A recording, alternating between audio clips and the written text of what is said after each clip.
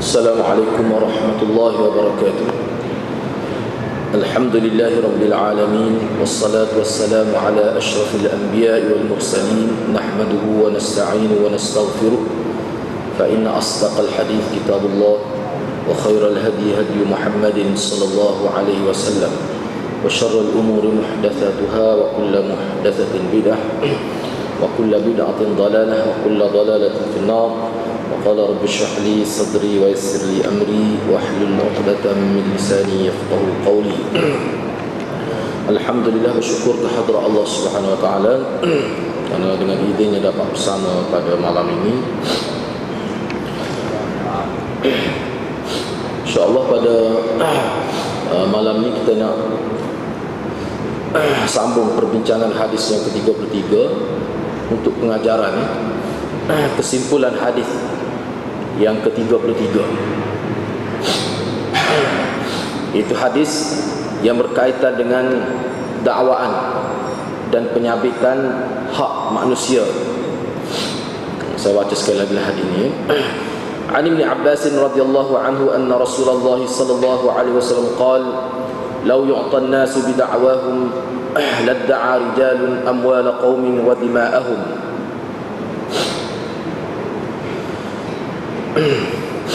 ودمائهم لو يعطى الناس بدعواهم لادعى رجال أموال قوم ودماءهم لكن البينة على المدعي واليمين على من أنكر. حديث حسن رواه البيهقي وغيره هكذا وبعض في الصحيحين. Diriwayatkan daripada Ibn Abbas radhiyallahu anhu bahawa Rasulullah sallallahu alaihi wasallam telah bersabda, sekiranya diberikan kepada manusia ataupun orang ramai dengan sesuatu dengan sebab dakwaan mereka, pasti akan ramailah orang melakukan pendakwaan dengan tujuan untuk mendapat harta orang lain dan juga untuk menyabitkan kes darah, iaitu kes pembunuhan terhadap orang lain. Tetapi Nabi menyebutkan wajib kepada orang yang mendakwa mengemukakan bukti, dan kepada orang yang didakwa bersumpah menafikan dakwaan tersebut. Hadis hasan yang diriwayatkan oleh Imam Baihaqi dan orang lain. Jadi hari ini kita bincang dah.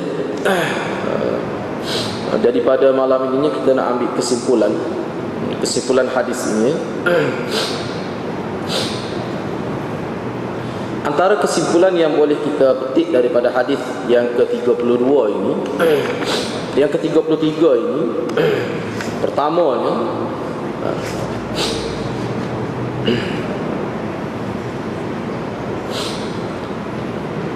seseorang yang mendakwa terhadap kes bunuh ataupun mendakwa berkaitan dengan pemilikan harta, maka menjadi kewajipan kepada beliau mengemukakan bukti yang menunjukkan kebenaran dakwaannya.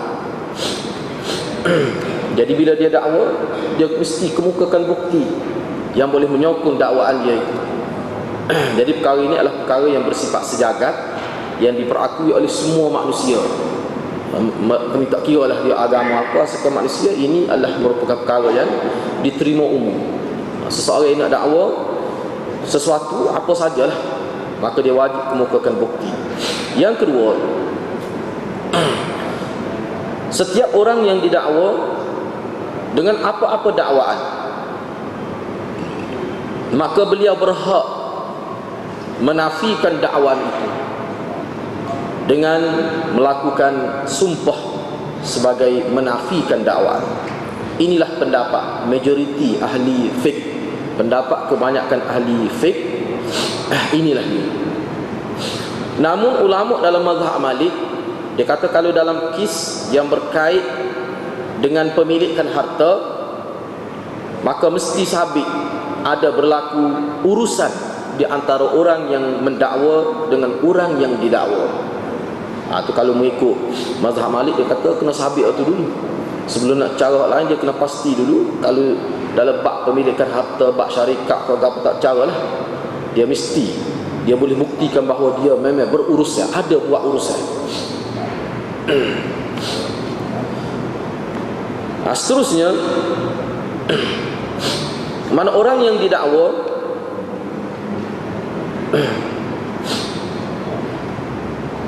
dan yang mendakwa itu mengemukakan bukti, maka dia boleh untuk tidak bersumpah. Ini mengikut kebanyakan ulama. Kalau orang dakwa dia mencuri misalnya, dan kalau itu ada bukti, maka dia tak perlu bersumpah untuk menafikan. Dia naik mahkamah. Dia naik mahkamah. Sebab al-bayyinah itu, bukti itu perlu dianalisa dulu.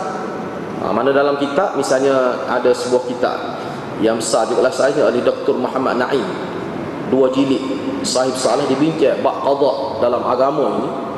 Dia sebut, dia kata kalau sekiranya dakwaan itu sudah ada bukti, maka pihak yang didakwa tak perlu bersumpah dah. Tak perlu bersumpah, naik mahkamah. Mana pihak mahkamah akan bincang tentang bukti itu. Bukti itu setahu mana, bukti yang ditampilkan itu sah ke tidak untuk dijadikan bukti untuk mendakwa, untuk mengambil dikenakan tindakan kepada orang yang didakwa. Jadi peranan prosedur mahkamah itu berkaitan nak tengok bukti itu bukti yang jelas ke bukti yang lagu. Kerana kita tengok dalam hadis Nabi, beberapa hadis Nabi sebut boleh jadi bila masuk mahkamah dunia ni, mana orang yang benar dihukum salah, orang yang salah dihukum benar. Boleh berlaku dalam mahkamah, walaupun dalam mahkamah Islam pun boleh berlaku. Kerana yang diambil kira oleh hakim adalah fakta-fakta yang zahir. Kalau sekiranya peguam bela itu, ataupun kita kata pendakwa raya itu, dia mempunyai, Nabi sebut dalam hadis ni, kalau dia tu pandai bercakap, mengolah bahasa dengan baik, mengemukakan bukti dengan teratur, dia ada hebat. Dari situ dia ada kehebatan, walaupun dia salah. Nabi kata aku akan beri hak menekis tu kepada dia. Tetapi bila dia menekis dalam keadaan dia salah, pada hakikatnya sebenarnya kemenangan dia itu bukan kebaikan kepada dia. Kemenangan yang dia dapat tu kalau sekiranya melibatkan dia dapat ambil harta orang lain dengan sebab kemenangan yang palsu itu, dia akan dapat bagaikan kepingan-kepingan neraka di hari akhirat. Itu sebenarnya maksud dia akan masuk neraka. Dan sebenarnya ni ada kisah yang berlaku disebut dalam Mushkilul Athar Imam Tahawi. Dia kata ada kisah yang berlaku di antara dua orang di zaman Nabi SAW. Ini berkaitan dengan kisah tanah di Yaman. Seorang lelaki yang berasal dari Hadramaut dan seorang lagi yang berasal daripada Kindah.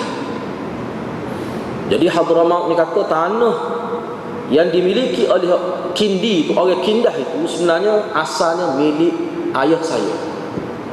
Tetapi ayah dia dulu dia rampas secara tidak benar tanah itu. Selepas ayah dia mati, dia mempusakai tanah itu. Jadi sekarang ini saya nak ambil balik tanah itu. Itu kisnya.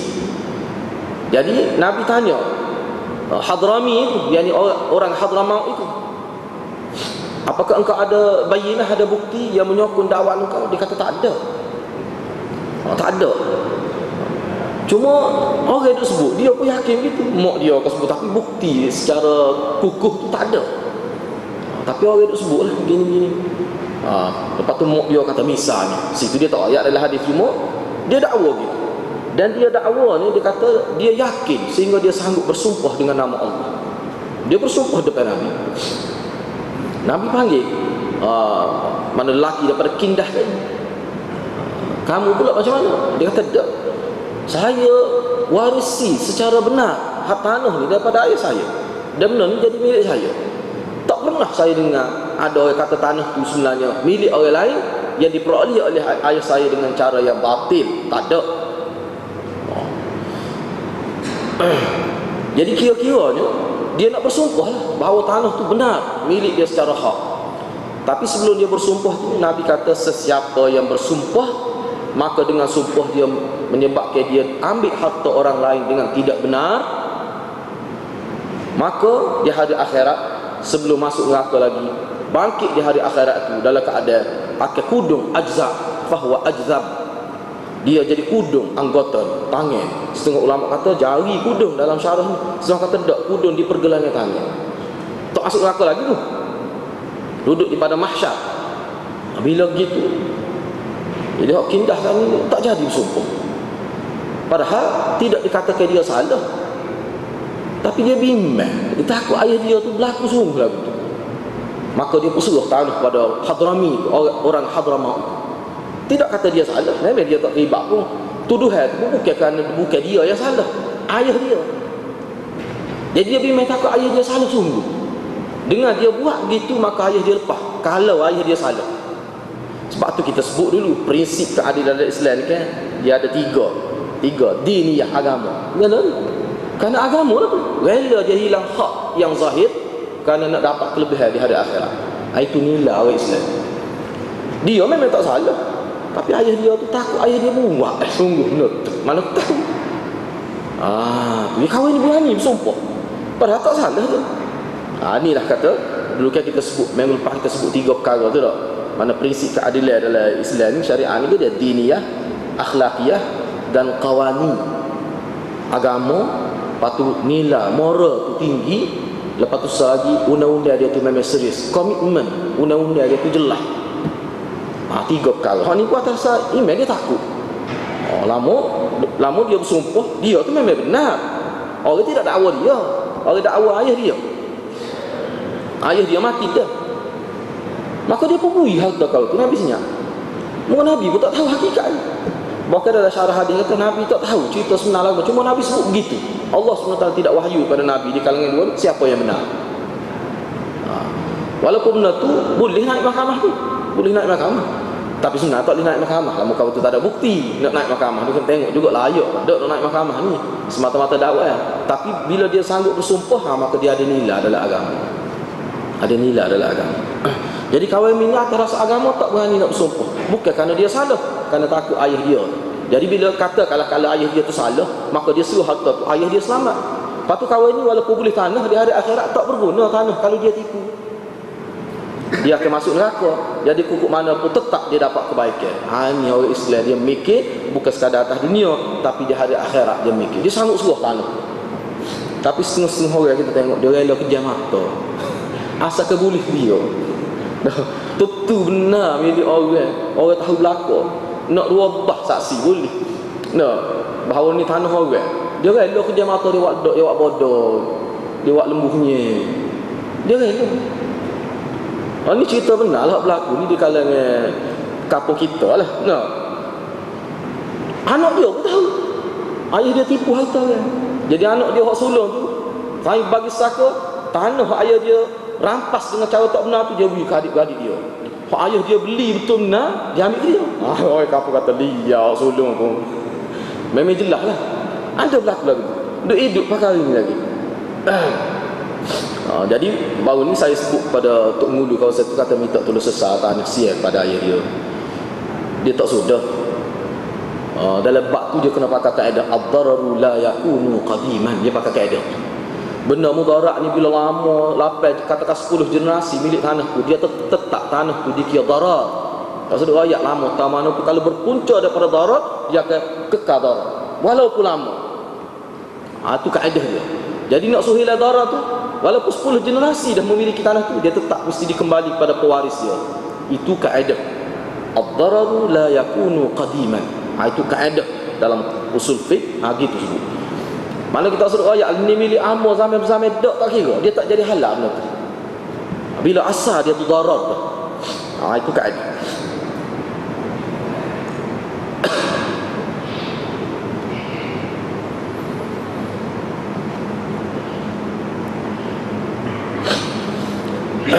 Orang yang mendakwa seterusnya, pengajaran yang seterusnya, orang yang mendakwa dia tidak perlu bersumpah, tapi dia kena kemukakan bukti. Ini pendapat kebanyakan ulama. Sebab itulah ulama dia ada perincian pula ni. Sebab ada berlaku kisah ni tak ada bukti tapi dia bersumpah juga. Dia bersumpah juga. Lagu mana? Nampak bercanggah lah dengan hadis ni.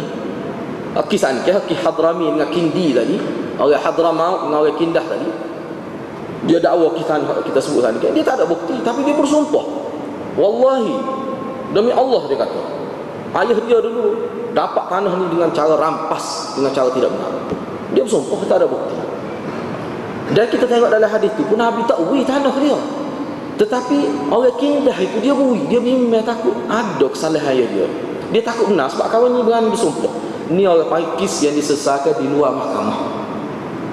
Kis tadi kita sebut sebagai kis yang disesatkan di luar mahkamah, tak ada bicara.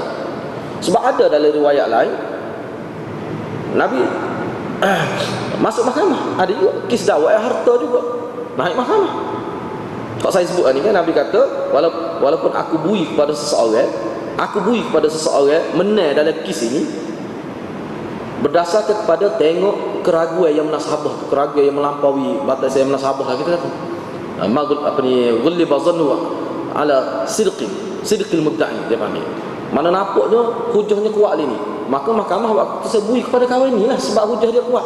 Apakah dia bila hujah dia kuat mana dia benar? Nabi kata tidak mesti dalam hadis tu.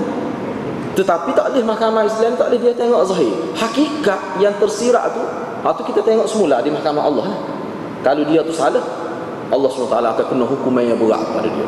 Neraka tu yang sebut dalam hadis tu, mendapat kepingan api neraka Nabi kata. Jadi mana bagi orang Islam yang teraniaya melalui proses mahkamah ni, dia kena terima itu dengan sabar. Dia kena terima kenyataan itu dengan sabar. Walaupun nampaknya dia tidak berpihak kepada dia perbicaraan di mahkamah itu, tapi tak apa. Kalau dia tu benar, dia akan dapat balik hak dia. Itu kelebihan orang Islam. Dan orang hak menang dalam kes mahkamah tadi, oleh kerana dia batil, dia akan dapat azab di mahkamah Allah di hari akhirat. Itu jelas berdasar pada hadis Nabi sallallahu alaihi wasallam.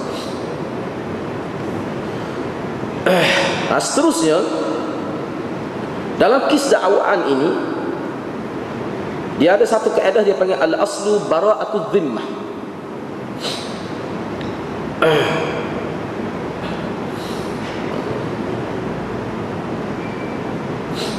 Mana asalnya seseorang, asalnya lagu mana? Katakanlah A ni tuduh B dalam apa-apa kes lah. Seperti dalam kita tanah misalnya, ataupun kita kata mencuri lah, kita kata A ni tuduh B mencuri. Tuduh saja tu tidak terbukti lagi. Jadi bila tuduh, dia guna kaedah asalnya dia tak bersalah. Bara'atul zimmah tu mana tidak bersalah. Mahkamah mana-mana pakai gitu. Asal manusia ni dia tidak menanggung beban kesalahan asalnya, kecuali setelah disabitkan memang dia bersalah, baru dia dianggap bersalah. Wak mari bukti banyak mana pun, kalau tak sabit dia tetap masih di bawah bara'atul zimmah, tidak bersalah. Itu kaedah dia. Jadi maknanya untuk bukti dia bersalah tu perlu masuk mahkamah, perlu melalui proses perbicaraan. Itu asal. Jadi hak ni dalam kitab dia bahasannya, bila seseorang itu dituduh, maka dia tetap ada hak dia, muru'ah dia, kehormatan dia tak hilang, masih wajib kita jaga. Kalau seseorang yang dituduh itu belum lagi naik mahkamah, tiba-tiba mana dilayar dia seperti orang salah, maka orang yang layar begitu dia kira dosa besar. Itu dosa besar. Itu terang. Ulama kata dosa besar sebab dia baru dituduh, dia tidak dibuktikan lagi bersalah. Tiba-tiba layar dia seperti orang yang telah dijatuhkan hukuman, maka orang yang terlibat buat begitu dia akan menanggung dosa besar. Dosa besar bukan dosa kecil, dosa besar kan? Seterusnya berdasarkan kepada hadis ini juga para ulama membuat keputusan bahawa hukum yang dijalankan di kalangan manusia ni, sebenarnya dia tidak harus menggunakan hukum yang tidak syar'i. Dia wajib hukum syar'i yang telah digubal berdasarkan kepada nas Al-Quran dan hadis, ijma' dan qiyas ulama yang muktabar. Kalau sekiranya dalam kes itu kebenaran nampak lebih berat kepada orang yang mendakwa, maka dia dimenangkan kes itu. Tengok nampak dia ni lebih benar, mengikut juri lah. Setelah perbincangan dengan hakim, maka itu tak apa, kembali seperti hadis tadi lah. Mana kalau dia cipta bukti apa ni, dia reka bukti tu, dia pakat berlaku konspirasi misalnya, dia pakat. Hebatlah konspirasi tu misalnya, siapa nampak bersalah orang yang benar. Hak tu sebenarnya dia menang di dunia sahaja pada hakikatnya. Hak tempat dunia, hak tempat yang kekal abadi, dia kalah. Sebab itulah orang yang tidak takut. Sebab tu setengah-setengah ulama dalam, saya tengok dalam beberapa kitab, dia kata dalam kisah sumpah ni dia fleksibel sebenarnya, dia tidak tetap. Maknanya ulama dalam nak menentukan berkenaan sumpah ni, dia mesti melihat keadaan masyarakat juga. Sebab kalau masyarakat tu teruk, 4 kali sehari dia boleh sumpah. 4 kata mimbar, bukan sekat atas masjid, 4 kata mimbar dia boleh sumpah. Bagi orang yang tak takut pada Allah Subhanahu Wa Taala ni, dia boleh bersumpah. Sebab dia tengok orang bersumpah pun tidak kena bala lalu. Dia lalu tengah hujan peti pun tak kena dia. Menyebabkan dia jadi berani. Sebab tu ulama kata hak ni dia agak bukan hukum yang tetap. Dia kena tengok keadaan dia. Mana penilaian itu bagi pihak ulil amri, pemerintah, dia kena tengok. Walaupun sumpah ni asalnya disyariatkan, kalau bersumpah pun dia mesti naik mahkamah, dibicarakan kes itu.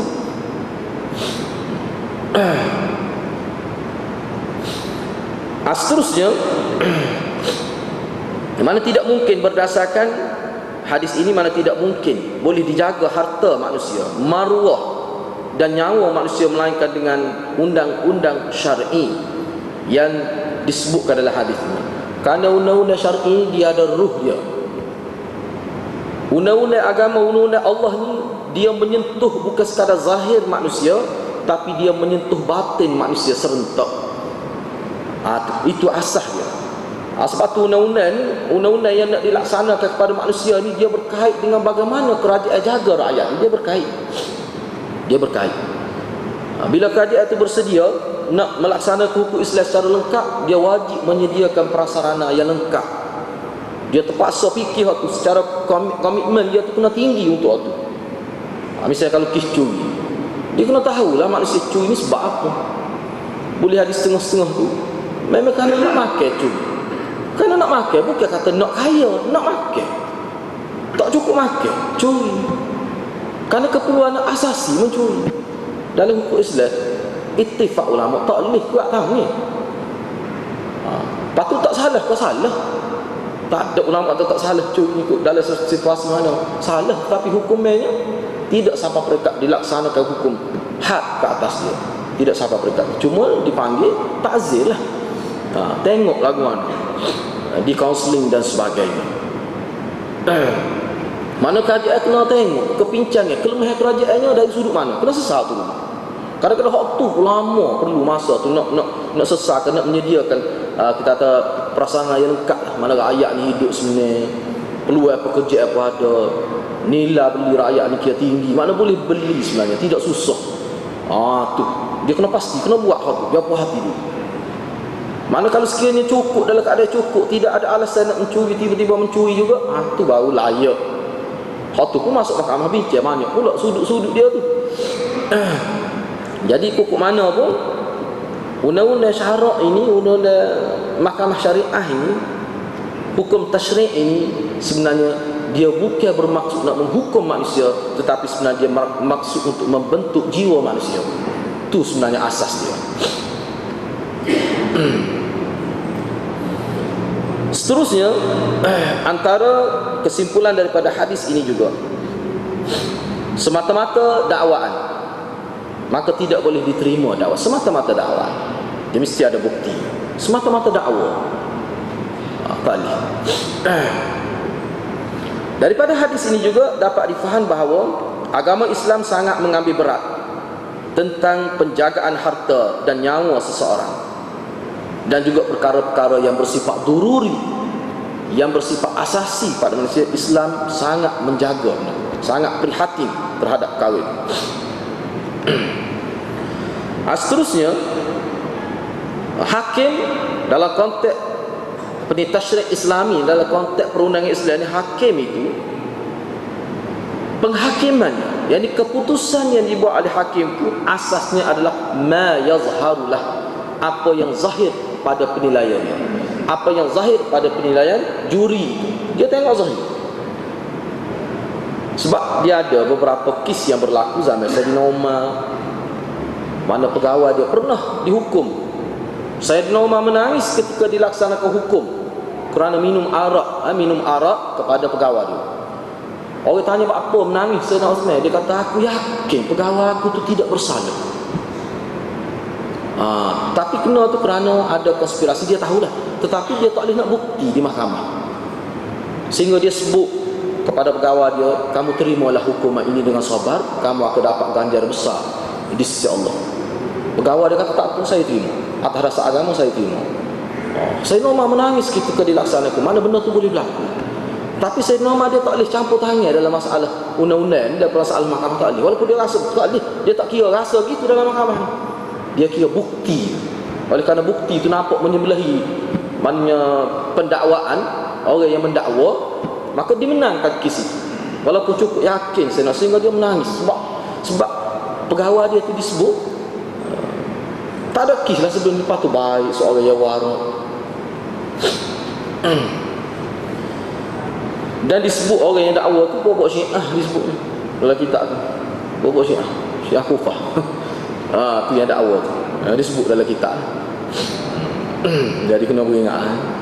Dia bagi pun lama dia Syiah ni. Menjadi kewajipan kepada hakim. Menjadi kewajipan kepada hakim untuk mencari keadilan dan kebenaran. Dan menjadi kewajipan kepada hakim untuk bekerja keras. Kerah kita kata dia kata. Habis lah kita kata. Memerah usaha dan tenaga dia sehabis mungkin, semaksimal mungkin untuk memastikan tercapai al-adl wal haq, keadilan dan kebenaran.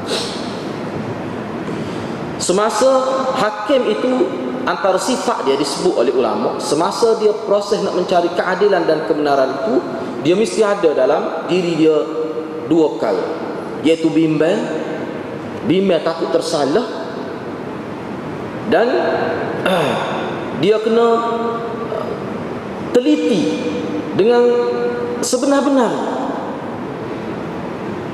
campur ataupun kita kata dalam masa yang sama dia kena ada rasa takwa kepada Allah.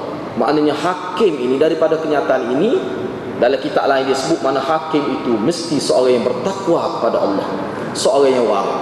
Mana ciri-ciri hakim dalam mahkamah Islam, dikenal pasti dia ni seorang yang thiqah, seorang yang baik, seorang yang bertakwa, seorang yang warak. Kalau hakim tak semayang, hakim minum arak, dia tak layak dalam mahkamah syariah, tak layak.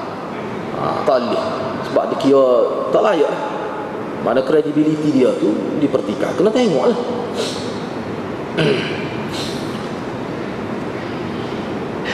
Itu beberapa kesimpulan daripada hadis yang ke-33 ni.